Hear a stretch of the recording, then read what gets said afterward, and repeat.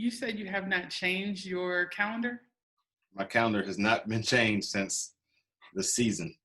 It ends March 14th, NCAA tournament. That man. And what does that even feel like? Every time you go in the office, like what does that even feel like when you look at the calendar? This is the third time I've been in the office since the NCAA tournament, and it's the first time I looked at the calendar. Really? And literally, when you talked about the WT, the West Texas game, and said, February 22nd, I looked up to see if that was the right date, and my calendar is still the same. Like it goes from, I have an 8-week calendar. It goes from January 12th to March 14th. I haven't changed it since that time. So crazy. It is. Ladies and gentlemen, on this episode of Players in New School, I have Texas A&M-Commerce head coach, Jason Burton joining us. His team had a record-breaking season. They finished 28-3. They were conference tournament runner-up. He ended up becoming the Lone Star Conference Coach of the Year, as well as the Texas Association of Basketball Coaches Small College Coach of the Year, only in his 6th season. Coach, thanks for being on. I know that you have a little bit more time these days. You would think I do, but I feel like we're busier now than we were before. So it's crazy, but this is definitely a pleasure to be on here. So thank you for having me. Thank you. Yeah, just for a little background, a lot of times people expect us to get on with a lot of these D1 coaches. And for me, my experience, my undergrad experience was very unique. And I just want to thank you for allowing me to blossom and work with your program during my undergrad. While I was there, you always made yourself available. You always were encouraging. I remember being initially intimidated when I first started working with you. I think, you can be very intense when you want to, and then other times you're just like, the cool uncle. But I just loved how every time I, went in for an interview, you were there, and you were always like, is there anything else you need?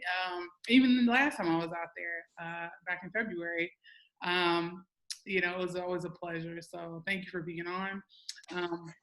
I want to ask though, when you talk about you have less time these days compared to, I guess, what most people would assume you have more time, to kind of talk about that.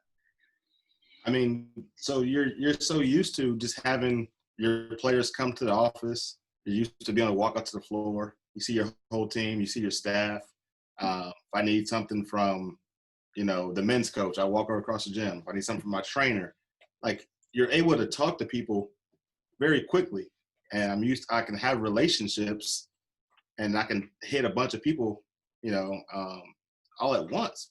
But to have a quality relationship, you got to stay on the phone. You got to stay on Zoom. Like I feel like I bought the Zoom upgrade so I can have, longer group conversations. But that's what you have to do to stay, connected. And that was one of the best things about our team, was just we were so connected, and you don't want to lose that. You want to keep your team together. You want to keep those relationships together. But now when they're not in one place, it's like, you got to call these people individually. On top of that, you got to recruit. On top of that, you have staff meetings, and you have not just staff meetings with my staff, but staff meetings with the other head coaches and my boss.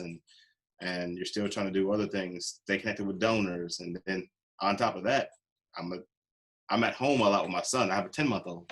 And so when daycare shuts down, you're like, you got to figure out what you're gonna do with your kid, and that's been priority. And so it's tough when you have a 10-month-old that's crawling all over the place to stay on a call or stay like in the moment. And so it's just different, and people are on different time schedules. So you want to talk to your players, but that you think would be up, but they're sleeping until noon or 1, and so you can't get some stuff done until they get up. So it's just different. It's different, but we're making do.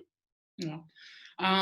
Now, when you talk about how much of a high your team came off of this particular season in terms of how successful y'all were, how would you describe this past 3 months in one word, though? In one word? Yes.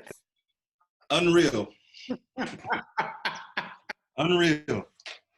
I don't know. I mean, we went from literally, we won 25 games in a row. our leading scorer gets hurt. We still win the conference regular season. We go in as the number 2 seed in the NCAA tournament, and we finish practice.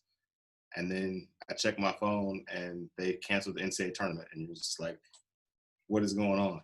And now that feels like it was a long time ago. And it feels like it's been a long time since I've been around my team and my players and been on the floor. I watched so much film in the last 2 months. It's probably the most film I've ever watched in my life, which there's some good to that. But, I miss hearing the balls bounce. I miss my girls joking around. And so it's been an unreal last 2 months that, missed the game. It's crazy not to be able to turn on the TV and see sports. I'd be at a Wings game probably right now. Right. That's one thing we look forward to in the off season. We got season tickets to the Wings, and so my wife and my mother-in-law, we're out there all the time, and we can't do that. So it's just been unreal.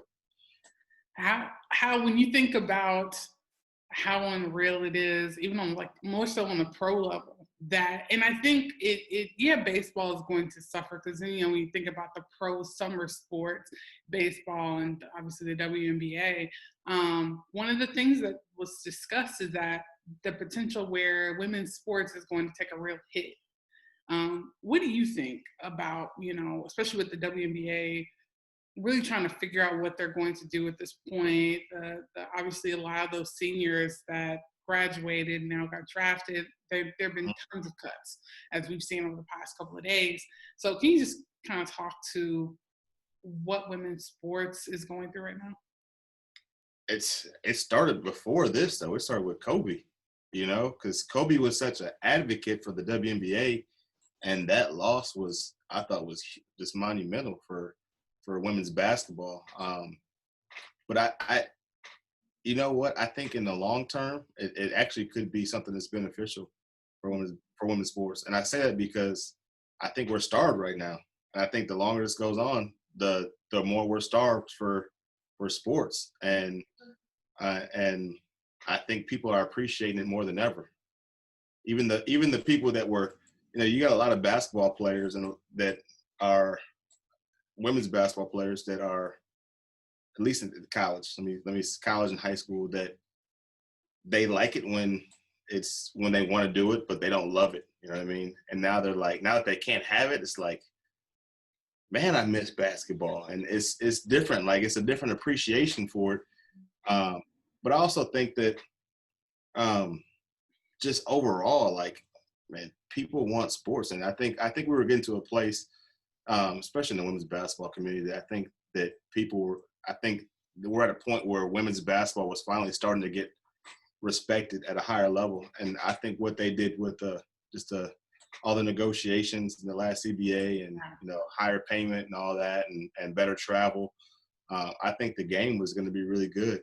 And I think it's going to a good place. And so I don't think that's going to change. I'm going to be optimistic. I think there's some things that things will be different a little bit, but I think people are going to love sports when they come back. Yeah, no, I definitely think I've been thinking about that too, just thinking about how much people want sports right now. And I thought to myself, man, this would have been a great opportunity for the WNBA at this moment in time just to be there, especially after, like you said, with the success of everything going, like you've seen in kind of past seasons really kind of building up to this particular season, especially after the CBA. I just was thinking about that, just like really, if we don't have a season, it's going to be such a missed opportunity. And honestly, the Last Dance, there's been so much talk about basketball. Like, yeah. And I think there's so many stories. Like, yeah, I think it would be a perfect time. And I don't know if they have the footage, but man, Pat Summitt one or a Gino one, I would love. Like, I think people would watch a 6-part, 8-part, 10-part series on that. I was watching ESPN the other day, and they were talking about how, like, that was really, like, the last – they would like to do one on Kobe or one on Phil Jackson, but there's not too many other sports, like, dynasties that people would watch. I'm like, I think people will watch a Pat Summitt one. I think people will watch a Gino one. Yes. And when that happens, because it's got to happen at some point. Hopefully they got some film somewhere, yes. Or they can at least do some interviews and clip game footage. But man, those are two stories that got to be told, and there's a lot of women's basketball stories and women's sports stories that need to be told. I would watch one on Serena right now. Oh, gosh. Like there's so many, just people I would love to see the story of their lives and hopefully this is a time where people are doing that. I hope they are. Yeah, man, I literally said the other day, and even on Twitter, I was like, we want a Houston Comets one. We're done talking about it. We want to see it done. I said, Yeah. I'm just so over the talk about this documentary, and it's just a matter of like, who is going to step up and get it done? It's so overdue. And honestly, I've said statistically, the only two franchises that I think that did a better job than them, I want to say it was like the Celtics and I believe the Yankees. I think those are the only two dynasties that have a better, in terms of, I think, consecutive championships. So speaking of the Comets, we had Yolanda Moore work with our team some this year. Really? Who won 2 rings with the Comets, and she's doing some big things, and she's working on her PhD right now. Nice. And doing some things on just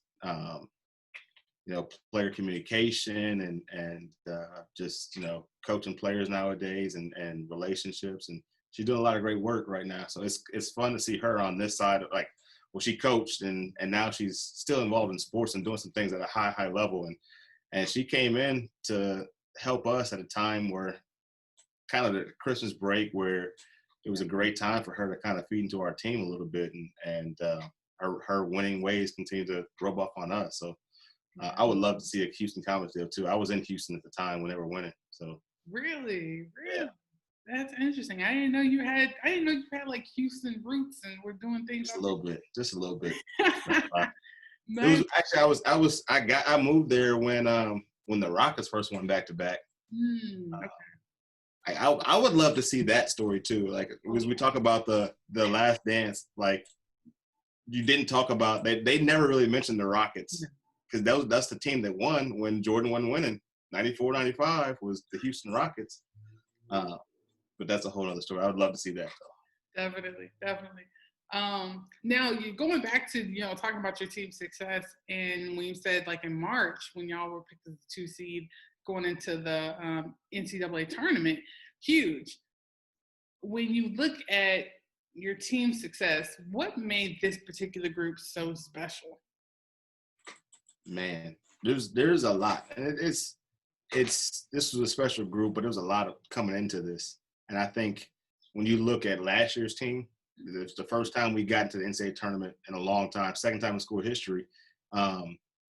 We only had 3 returners from that team. It was Princess, Jocelyn, and Ajong. And Jocelyn and Ajong were 2 freshmen that they didn't play a whole lot. Princess was kind of the heart and soul of our team, and we brought in all these new players, brought in 13 new players, and found a way to gel and find chemistry and made it to the NCAA tournament, had one of our best years. And then I'm like, we lost Princess, and Princess was a huge piece to our team. And we lost Kate, who joined our staff, but we had all these other players coming back. And I'm like, man, we have a strong nucleus coming back that knew how to win.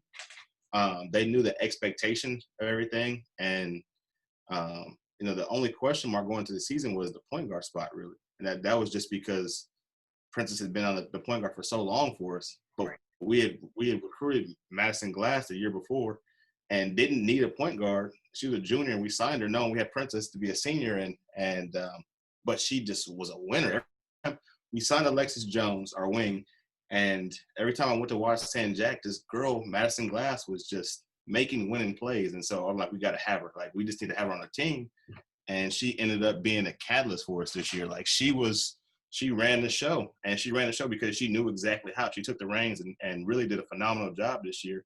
But we had so much coming back. I thought in recruiting, we were able to plug those few gaps that we needed to kind of take us to the next level. And I think this was the first year we really figured out who we wanted to be as far as team identity, defensively and offensively. And this was the most comfortable our team has ever been to start the year. And that was tremendous as far as just having that chemistry at the beginning of the year. And our seniors set the bar for expectations, and not a whole lot of talk, just worked. I don't know if I can cuss on this, but they worked their ass off. And that's what they did. And day in and day out, it was a fun team to coach on and off the floor. and we had some young ones that came in and some good young ones. And I'm excited about next year. We're gonna be crazy young next year, but I think we're gonna be a fun athletic team to watch. Yeah, y'all definitely. That's one of the things I noticed. Like as soon as I've seen y'all, started seeing y'all play, I was like, man, they look like they're having fun. And when I got the chance to really kind of hang out with y'all in February, I also got to see that too. The camaraderie was really different. But not just We not probably just. we probably should have got teed up a couple times because our bench was absurd, and specifically Michael Burleson. I'm going back and I'm watching film of our season, and I'm watching like we'll make a good play. And I look at the bench, and she's just like running up and down. Conference tournament, there was like the open on the baseline, and she's just over there like dancing. And like we just had an unselfish team. Like they really loved each other. Like so, when somebody had success, like we celebrated success like no other, and that's why this team was so special because they didn't care who got the credit. Yeah. Like we had some crazy stats for the year, like top 25, top 10 in the nation in a lot of things. Number 4, free throws made. Number 9, offensive rebounds. Number 4, rebounding margin. And go on down the line, like, but they didn't care. Like there was no individual stats, so it was all team stuff. There was no individual that was leading the country in scoring or top 25. It was all about the team. Yes. And it made this team fun, man. It made it a lot of fun. Yeah, I love the balanced attack y'all had. I loved it. It was very unique experience watching y'all play because I just felt like I hadn't seen, not to knock any of the teams, but you could definitely tell this team had a different type of intensity. They very much had their own identity for sure. Like when you're watching them on the court. So I'll say this too. Like when you look at our older teams, other teams I had, like we had a couple individuals, Brianna Wise, Princess Davis, Artasia Gay. We had like a couple stars, and then everybody else kind of just was in the background. And this was when Princess left. It was kind of like, who's going to step up and do it? Who's going to step up and take the role? And it was like, we are. This whole team is going to, like, we're going to be that person. And it didn't matter. Like, I could sub, and we'd sub 4 in, 5 in, and there was no drop off. And this was by far the deepest team that I've coached. Yes. And you could tell, man, like the numbers speak for themselves. It really does. Like, cause I remember, asking your assistant coach, Markeith Brown, I was just kind of like, man, coach, like what is it that y'all did? How did y'all finally figure it out? And then obviously within those past few seasons that you could tell you've really been building, trying to find team identity, trying to find the right pieces that fit and everything like that. But that it finally, really started hitting, and to have the numbers that y'all had, like I was just like, oh my gosh, they're just like, they won't stop winning. I just thought it was amazing. It's crazy. It really was, man. I'm just like, it was a dream. I woke up and I was like there were so many milestones that happened this year, and like I still don't think I've reflected on everything because we had a school record for consecutive wins in a season and all these school records. I'm now the all-time winningest coach here, which is crazy. Like I still hadn't really that hadn't really soaked in. Because one, there's like I talked about it with my wife and a couple other people just in my close circle. Like there's not too many minority head coaches at non-HBCUs that are the all-time winningest coach or in a program, and to be that is kind of crazy. Like, and yeah, but there's all these different things that happened this year. Like our starting lineup, every single player in our starting lineup was defensive player of the week. And I'm like, it was an unreal season. Like I really wish, and we always joke about it because our staff is a fool and our team is a fool. Like I'm like, somebody needs to record us like, off the floor. Like we should have. And this is before The Last Dance was talked about. Like we should have had a camera crew filming us like on road trips and in practice because like, we just got some silly people that you would think that. Like, how do they win? Like, so we have a lot of fun. Like, we have a whole lot of fun, and people probably don't think we're serious, but we like I said, we work our ass off. But that's just what we're gonna have fun, but we're gonna work. And I've been blessed, man, to be around great people and have great people in this program. So, especially my staff. You talk about Markeith Brown, but my whole staff has been phenomenal. Oh yeah. I mean, and of course I noticed that too, and I realized that for me, when I look at how now even in Division 1 level, you have more Black female head coaches now, in terms of especially at the larger. This was a great year for the Black female head coach too. Yes. I love to see what Notre Dame's doing right now. Like we Oh got, man. and then Mississippi State, and then so that's two major moves right there. Yes, yeah. Especially, I mean, when I think about, especially when Don Staley, I watch For the Culture, the ESPN. And the swaggiest coach in the country right there too. Man, what? And she knows it. And she knows it. I absolutely stand for Dawn Staley. I had the opportunity to meet her at least twice. And, I was at the Women's Final Four when she won in Dallas. And so that was that was the first one I ever covered. It was just such I was like, you were experiencing history right now. And for me, it was that responsibility of understanding you got to go forward and do amazing things after this because of what you got to just embrace in that moment. But I thought about what you're doing in terms of what Don's doing and what you're doing in like creating the culture there. And so when players come, they understand this is the culture here. Like you're building. So, and because my thing is too, you're young. Like what you're building with such a young program and you're such a young coach, I think it's amazing in terms of I could definitely see bigger things obviously to come, and I'm excited for the future of the program, especially, your career and your journey. Um, when you talk about the season, really we've just kind of feel like been talking about it and building up to the moment that you actually received that text message about their canceling the season. What was that? To me, I've always wondered what did coaches experience in terms of A, what was your initial reaction, and B, the conversation that you knew you were ultimately going to have with your team, and what you were thinking about as far as your seniors were concerned.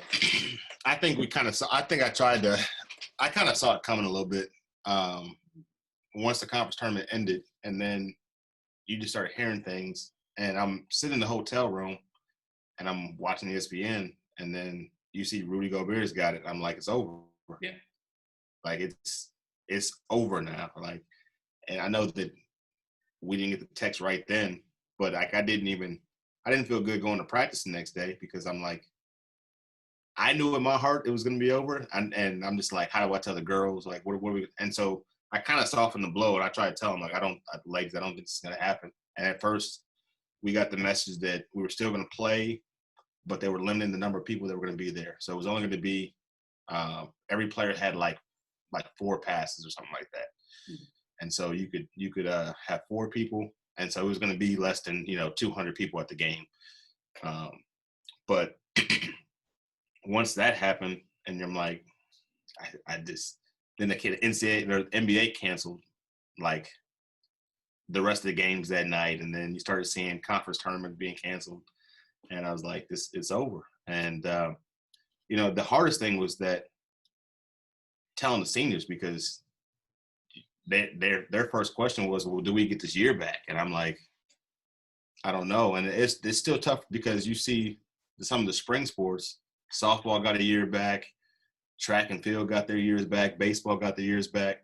But we had 4 seniors that, I mean, they had the best year in our school's history, and they don't get a chance to finish it. And in our minds, we should have been the number 1 seed. It was. You look at us and Lubbock Christian, we're both 28-3. Right. And we lost 2 games with our leading scorer out. And so, that probably didn't happen if our leading scorer is still playing. Shania Wright's playing. We probably go 28-0 in the regular season.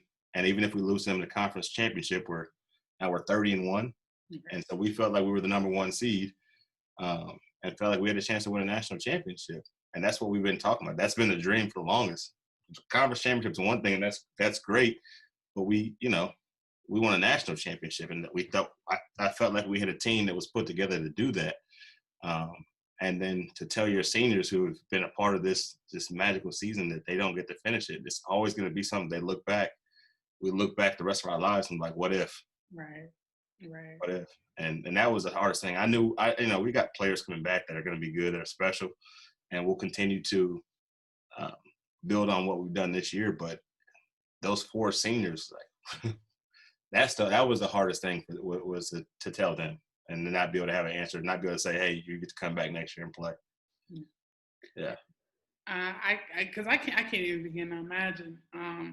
And such a talented group too. When you talk about these seniors, when I guess now the reality has set in for them now at this point, have you advised them on playing overseas? Have they come to you about playing overseas, given some of the restrictions right now? What's that been looking like? I don't think right now any of them have that mindset. One of them, because I actually got an email this morning about Alexis Bryant, my senior post, playing overseas. Somebody from Eurobasket was emailing about her specifically, and she didn't graduate in the spring. She has to come back and finish this fall. So her number one thing is graduating. And Alexis Jones is working on going to PT school, and I think Madison Glass is working for Amazon right now, and Michael Burleson has got a job. Like they all have jobs now. So, and our last 2, Prentice Davis and Brown Wise, who played overseas, got a chance to do it and live that dream, but didn't love it. I think our players saw that, like it's nice to do it, be a pro, but it's also different when your friends and your family aren't there and not able to see you play. And that's a different lifestyle. If you're not getting paid top dollar, is it really worth it? So we just got bright young ladies that are going to go and do some great things in the real world. So I think they see that. They see the writing on the wall, and they were fine with it. Awesome. At the end of the day, I'm just curious, because this is a reality for a lot of us, especially in sports, with so much talk about, especially with the NCAA within the past week or so, they've been, letting people know when players can go back and things like that. Has it registered with you, and how are you guys actually, I guess, implementing players coming back? Are they coming back, this summer? What is that looking like for you guys? Yeah, so that's something that we're kind of going through right now, and because they're allowing us to work out our players starting June 1, and we, Division II, they've never let us work out our players in the summer. So it's a volunteer basis, but it's still tough. Like, how do you still recommend them coming to campus when the coronavirus is very real? Right. Stuff still going on. And for me, and not just the player standpoint, but Marquise Brown has 3 kids at home. I have a kid at home. I have a wife that works at the hospital. If I get sick and get my wife sick, then she's not able to help so many people that she's helping right now. Or I got a young one too that, it's tough to still navigate this. And like, I want to work on my players, but at the same time, how do we do it and do it safely? And I know we're doing it. We're getting thermometers, and we have certain things, sanitation things in place. I'd like to start with small groups, but you also can't force anybody to be on campus right now either. And there's some people that are back home, and we don't have housing right now on campus. So there's just some things that it's not very feasible for some people that's not in Dallas right now that can drive to campus. And even still then, like, is it worth it to drive out to Commerce for a workout and then drive back home? And is that the smartest thing to do right now? And so I think it makes sense for us when we can have them back on campus to try to make something happen. And I know that as far as, players and their concerns, I know that especially when you look at WNBA players right now, that a lot of them are parents. They're trying to figure out the same thing, if they're even wanting to play. I know there's a lot of talk about that. And, I think sometimes, me personally, hearing some of the things that I've heard as far as allowing players to go back this fall, but, students are staying home. It definitely is going to be, I think, a highly debated topic, just about, player safety and what that looks like for not just players, but, the coaches and the staff and, so many other people that have to be, around them, like you said. And my biggest thing right now is, like, what are the schools going to do? And I'm not talking about the universities. I'm talking about like K through 12. What are they going to do? Because that's a big question. Like it's a lot easier for somebody that's at the university level to do online classes, Oh yeah. right? But what are you going to do with the K through 12?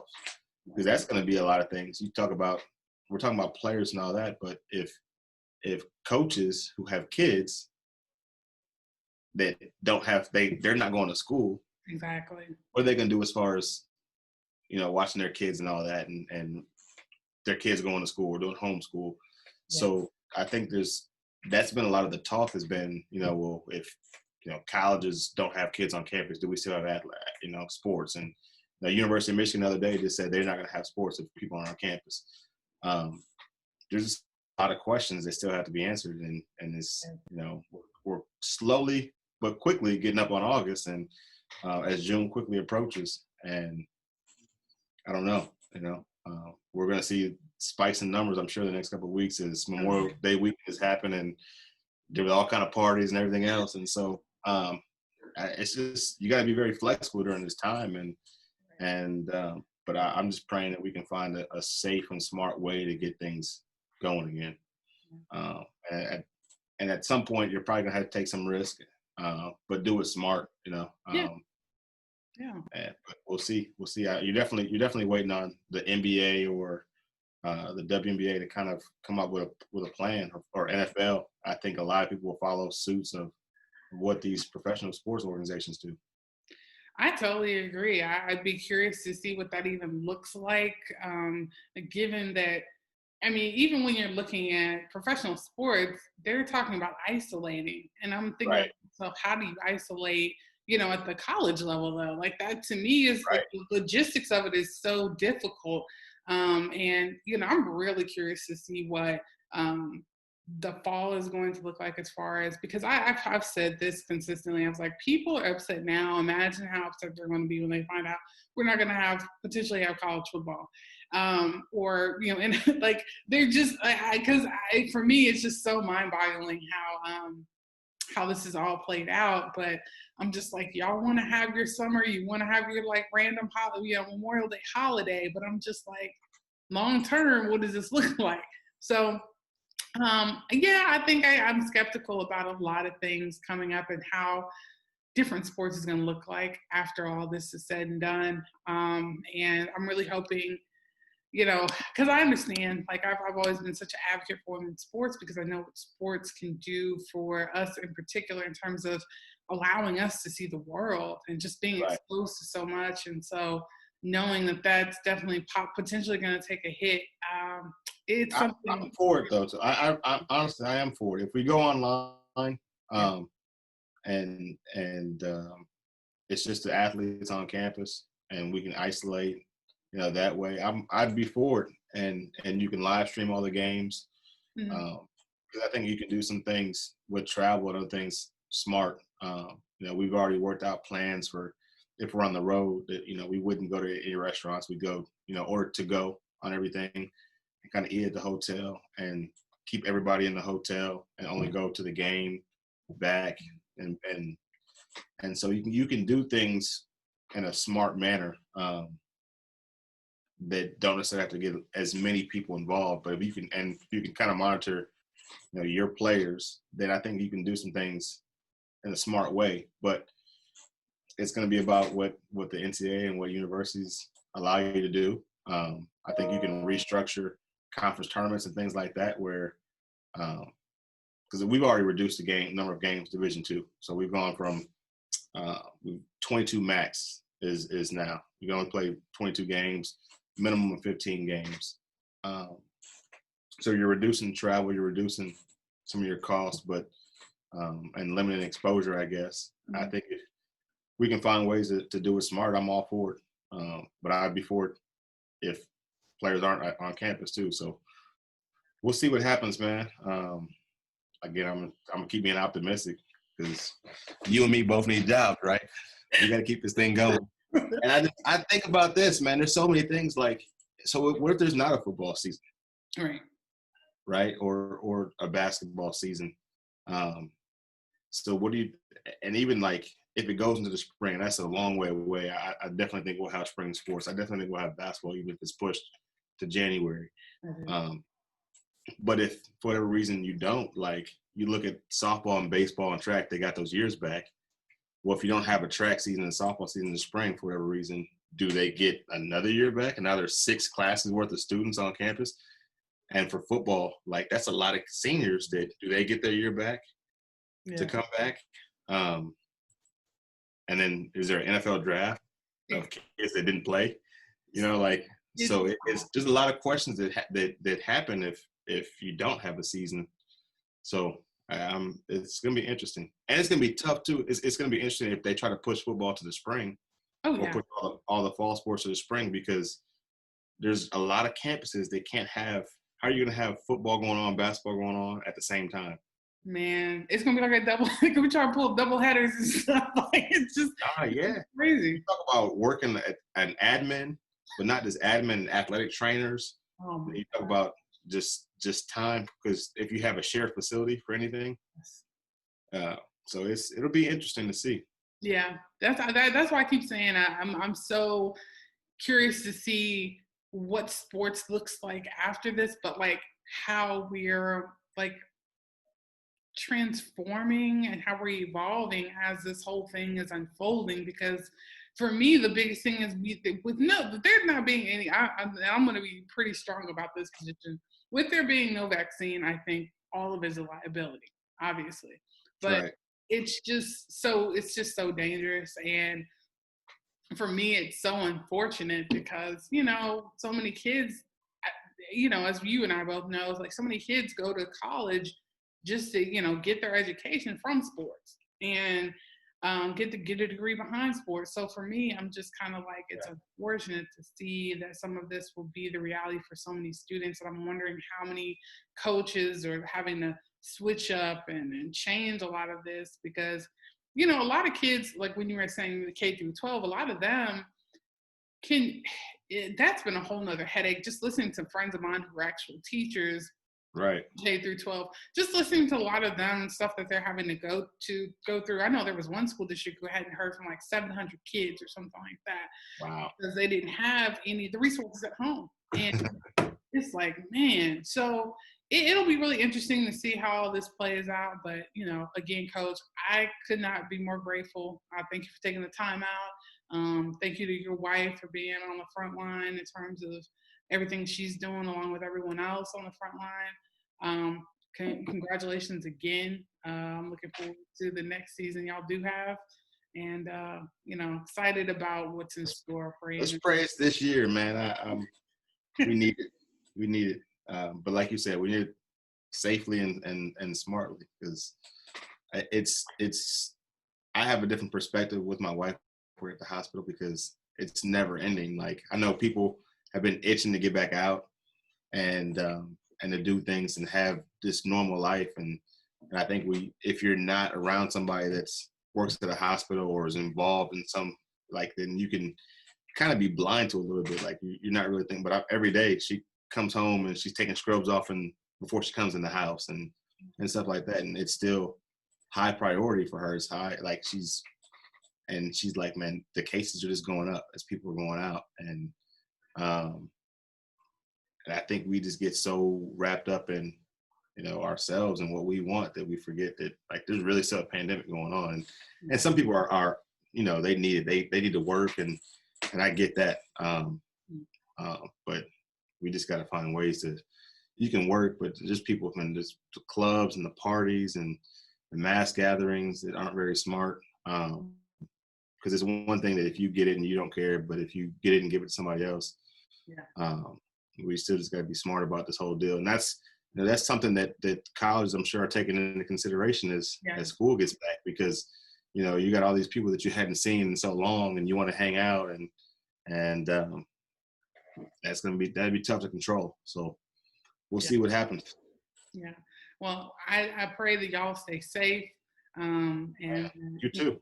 Thank you so much. I appreciate it. And thank you again for being on with me today, Coach. No question. Anytime.